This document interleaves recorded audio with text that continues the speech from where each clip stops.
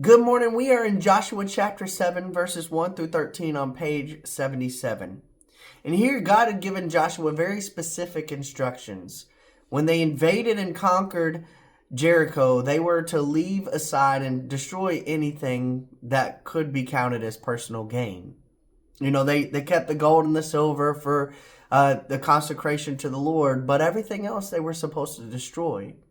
But it says that not all of Israel obeyed the Lord's command. In fact, all means all, and there was in particular one person, Achan, who decided to keep things for personal gain.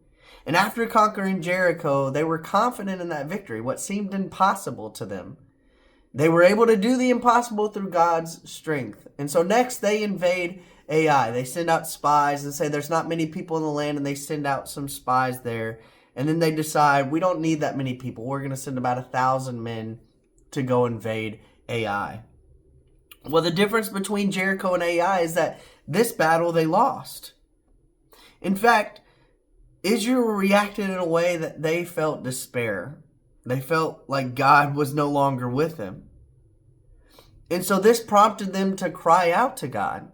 They cried out to God and basically in doubt and not knowing if God had forsaken them or not. So when the obstacle seemed impossible, the Israelites sought God's help. But when the obstacle seemed small, they acted in their own strength. Sometimes it's harder to obey God when circumstances are good. When our circumstances are good, it's harder to put that trust in God. So ask yourself, do you obey God in the difficult circumstances? What about when life seems easier?